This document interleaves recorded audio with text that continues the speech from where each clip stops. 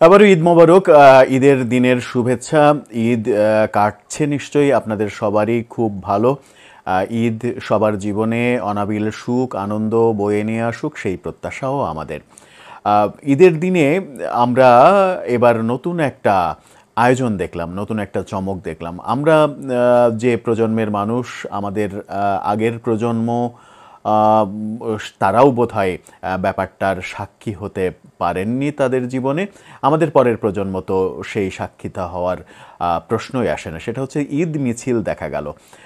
বহু পুরনো ঐতিহ্য ঢাকার সুলতানি আমলে ঈদ মিছিল হতো। সুলতানি আমল শুধু না, বহু পুরাতন 500 বছর 1000 বছর আগেও ঢাকায় জন্মাষ্টমীর মিছিল হতো।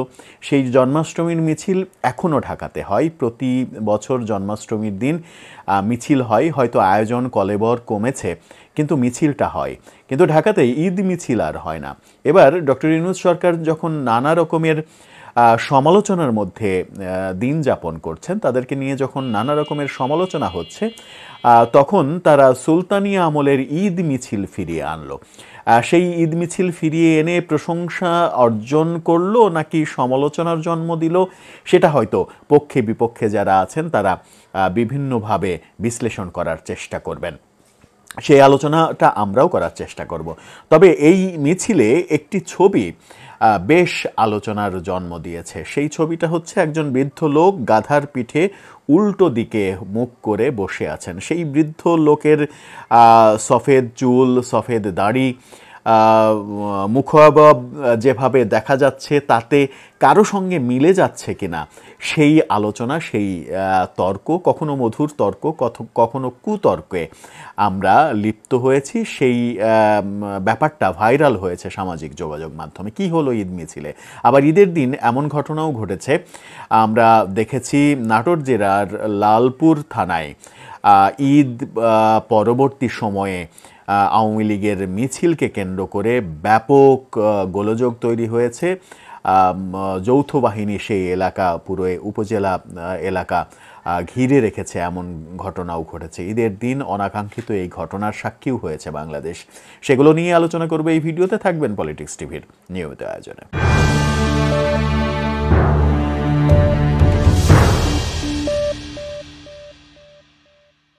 দর্শক, পলিটিক্স টিভির নিয়মিত ভিডিওগুলো এখন থেকে স্পন্সর করছে প্রজাপতি.টিভি। 8 দিনের বিশাল আয়োজন চলছে তাদের ঈদের বিনোদনের। আপনারা চাইলে ইউটিউবে, ফেসবুকে, ইনস্টাগ্রামে, টিকটকে দেখে নিতে পারেন। ডেসক্রিপশন বক্সে লিঙ্ক দেওয়া থাকবে, সেখান থেকেও দেখে নিয়ে সাবস্ক্রাইব করে রাখতে পারেন, কারণ তারা বিশাল সম্ভার নিয়েই আপনাদের সামনে আসছে। চলে যাচ্ছি মূল ভিডিওতে। বলছিলাম ঈদ মিছিলের কথা। ঢাকার এক সময়ের ঐতিহ্য ছিল, মূলত সুলতানি আমলের ঐতিহ্য, পুরান ঢাকার অন্যতম বড় ঐতিহ্য ঈদ মিছিল। সুলতানি আমলে ঈদ আনন্দকে কেন্দ্র করে এই বর্ণাঢ্য মিছিল হতো ঢাকাতে, যে মিছিলটা বহু বছর ঢাকার মানুষ দেখেনি। অনেকদিন পর সেই মিছিলটা ফিরিয়ে আনা হলো, এবং ফিরিয়ে আনার উদ্যোগ নিলেন ডক্টর ইউনূসের বিতর্কিত সরকার। বিতর্কিত বলছি কারণ তাদের এই সরকারকে নিয়ে নানা রকমের বিতর্ক তৈরি হয়েছে, নানা রকমের বিতর্ক চলছে। আলোচনাও যেমন রয়েছে, সমালোচনাও তেমন রয়েছে। সরকার থাকলে সরকারের সমালোচনা হবে, এটাই স্বাভাবিক। নানা কর্মের সমালোচনা হবে, প্রশংসার চাইতে সমালোচনা বেশি হবে, এটাই স্বাভাবিক। সেগুলোর সেই তর্কে আমরা যাব না। ঈদ মিছিল নিয়ে কথা বলি।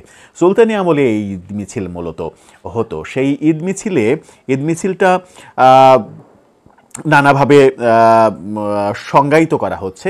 যারা সাম্প্রদায়িক মনোভাবের মানুষ, তারা বলছেন যে ঈদের মতো একটা পবিত্র দিনে এরকম পুতুল, হাতি, ঘোড়া, বিভিন্ন মূর্তি নিয়ে এরকম মিছিল, এটা ইসলামের সঙ্গে যায় না। এভাবে সাম্প্রদায়িক বিষ বাষ্প ছড়ানোরও চেষ্টা করছেন। কিন্তু আমি অন্তত ব্যক্তিগতভাবে বলতে চাই যে ডক্টর ইউনূস সরকারের গত 7 মাসের যে কার্যক্রম, গত 7 মাসের যে অর্জন, সেই কার্যক্রম এবং অর্জনের মধ্যে সব থেকে ভালো, যদি ভালোর সংখ্যা যদিও খুব কম, তাদের সমালোচনাই বেশি, সব থেকে ভালো যে উদ্যোগটা সেটাকে আমি বলতে চাই যে এই সুলতানি আমলের ঢাকার ঐতিহ্যটা ফিরিয়ে আনা, ঈদের দিন উৎসবের মাধ্যমে ঈদ মিছিলের আয়োজন করা। যদিও সেখানে একটা পলিটিসাইজ করার চেষ্টা করা হয়েছে, পলিটিসাইজ করার চেষ্টা করেও একটা জিনিস সমালোচনা, সেটা হচ্ছে যে সুযোগ থাকা সত্ত্বেও সেখানে এই ২৪-এর গণ আন্দোলনের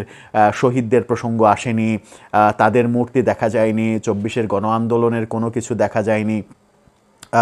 কিন্তু আবার এই অভিযোগও রয়েছে যে পয়লা বৈশাখের যে মঙ্গল শোভাযাত্রা হবে সেখানে জোর করে আবু সাঈদের মূর্তি যেন থাকে সেই ব্যাপারটা চারুকলার উপরে চাপিয়ে দেওয়া হয়েছে। আবু সাঈদের মূর্তি তৈরি করা হচ্ছে এবং চারুকলার ২৬তম ব্যাচ যাদের দায়িত্ব ছিল এবারের মঙ্গল শোভাযাত্রার, আগামী ১৪ই এপ্রিল পয়লা বৈশাখে যে মঙ্গল শোভাযাত্রাটা হবে সেখান থেকে তারা নিজেদেরকে সরিয়ে নিয়েছে একটা বিবৃতির মাধ্যমে, সেই সমালোচনাও রয়েছে।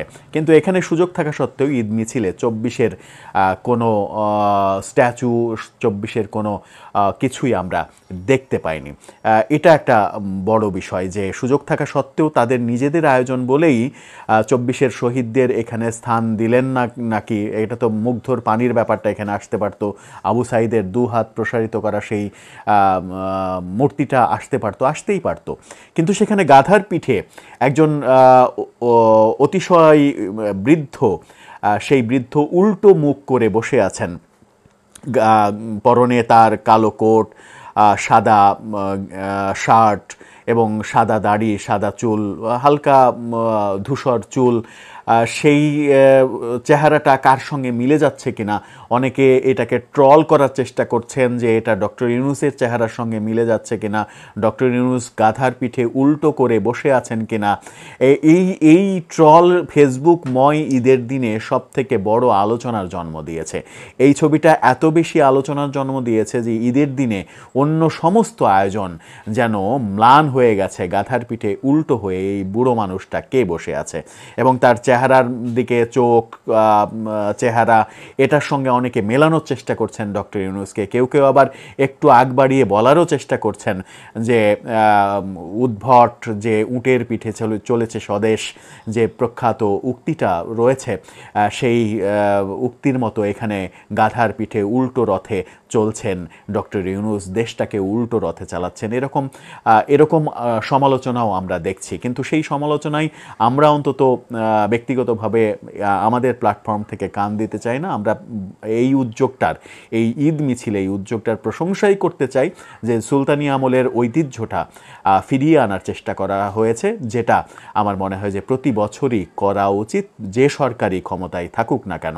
তবে ইউনূস সরকারের সুযোগ থাকা সত্ত্বেও এখানে ২৪-এর গণ আন্দোলনের ব্যাপারটা আনা হয়নি, এটা কেন হলো না? কেন মঙ্গল শোভাযাত্রার মতো একটা উৎসবে, যে উৎসবটা সার্বজনীন উৎসব, যে উৎসবের সঙ্গে কোনো পলিটিক্যাল যোগ সাজশ নেই, সেখানে কেন ওই আবু সাঈদের মূর্তি দিতে হবে এবং বানাতে বাধ্য করা হলো, সেই ব্যাপারটা কিন্তু সমালোচনার মতোই ব্যাপার।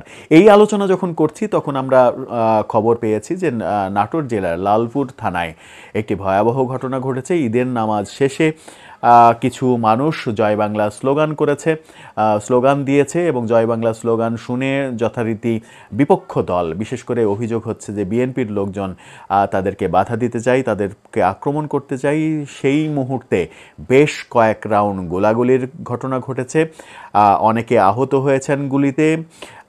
সেই ঘটনার পরিপ্রেক্ষিতে আর্মি সহ যৌথ বাহিনী এলাকা ঘিরে রেখেছে, থমথমে পরিবেশ বিরাজ করছে। ঈদের দিনে এরকম একটা ঘটনা, আওয়ামী লীগের শোডাউন, ঈদগাহে আওয়ামী লীগের শোডাউন, এবং শোডাউন প্রতিহত করতে গিয়ে এত বড় ঘটনা আমার মনে হয় যে অনেকেরই অনেক আলোচনার জন্ম দিবে।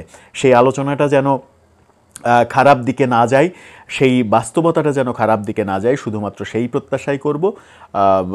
ঈদের দিনে যে ঘটনাটা ঘটলো সেই ঘটনাটা কি এক ধরনের ইঙ্গিত দিচ্ছে কিনা, যে আলোচনাটা, যে ভিডিওটা আমরা একটা ভিডিও আমরা আজকেই করেছি যে ঈদের পরে আন্দোলনে নামছে দলগুলো, বিশেষ করে বিএনপি আন্দোলনে নামছে, ঈদের পরে পরিবেশ ঘোলাটে হতে চলেছে, ঈদের দিনে যে ইঙ্গিতটা আমরা পাচ্ছি, ঈদের পরে সত্যিই পরিবেশ ঘোলাটে ঘোলাটে হয়ে যায় কি না সেই প্রশ্ন কিন্তু এসেই যাচ্ছে। দর্শক, আপনার কি মনে হয়, সত্যিই কি ঈদের পরে পরিবেশ ঘোলাটে হয়ে যাচ্ছে? আর সত্যিই কি গাধার পিঠে যে বৃদ্ধ মানুষটি বসেছিলেন তাকে চেনা চেনা লাগছে?